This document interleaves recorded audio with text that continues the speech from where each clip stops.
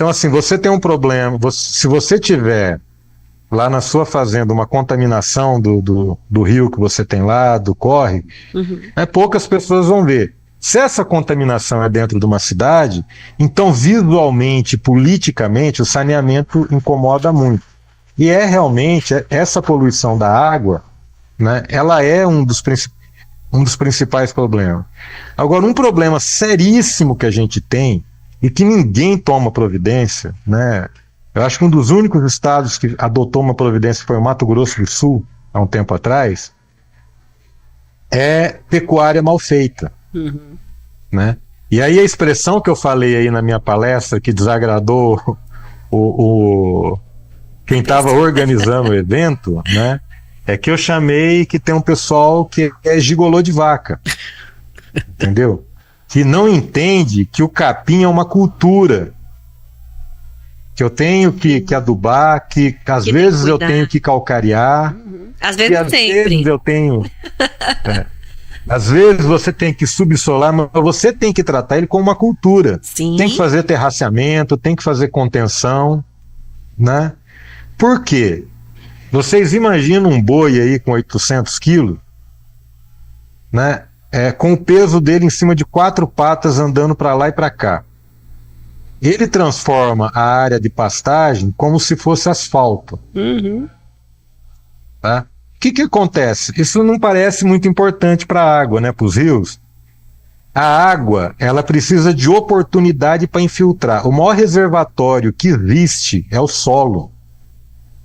Então, a cada caixa aí, vamos colocar aí com 1 metro cúbico de solo, né, metade dela armazena água. Aí em balsas que vocês têm solos aí de 50, 60, 70 metros de profundidade, vocês imaginam o que é isso? E quando você não faz essa conservação do solo na pastagem, essa água bate e vai embora. Sabe quem é que gosta disso? Operador de hidrelétrica, porque enche a barragem dele. Para a agricultura, isso é um inferno, porque isso mata rio, né? Eu tive a oportunidade, né, na época que eu coordenava planejamento aí de recursos hídricos no Brasil todo, de fazer sobrevoos rasantes aí nas principais bacias do país. A maior morte de rios e de nascentes que eu vi em todo sobrevoo que a gente fazia era em área de pastagem degradada.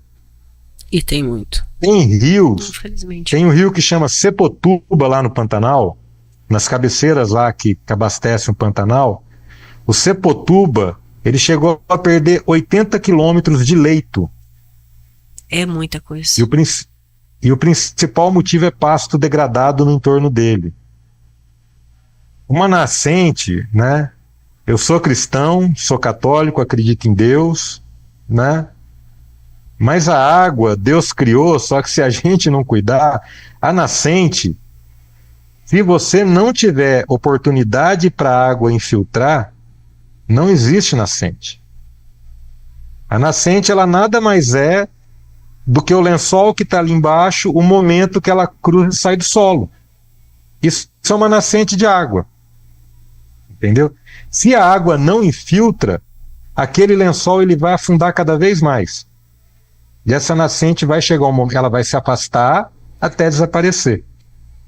Eu lembro de um trabalho que eu fazia isso ainda na época da graduação. Eu fiz um trabalho de extensão rural lá em Minas, num lugar que tem muita fazenda antiga.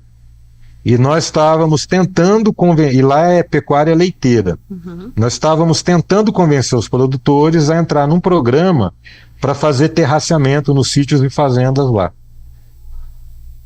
E lá tem muita fazenda, e eu sou apaixonado com isso, eu sonho um dia ter um pedaço desse num lugar desse, que a água da nascente passava na cozinha, né? Tem muito lá. Então tem muita cozinha de fazenda, de sítio antigo, que ainda tem aquele canal de água que lavava a louça e funcionava um monjolo para fazer fubá, para pilar arroz, café.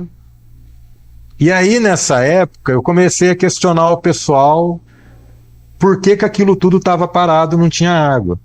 E aí os mais velhos sempre falavam, olha, a nascente do Corguinho era lá em cima da sede. Aí começou a descer, descer, tá 1 quilômetro lá embaixo, tá lá perto do rio.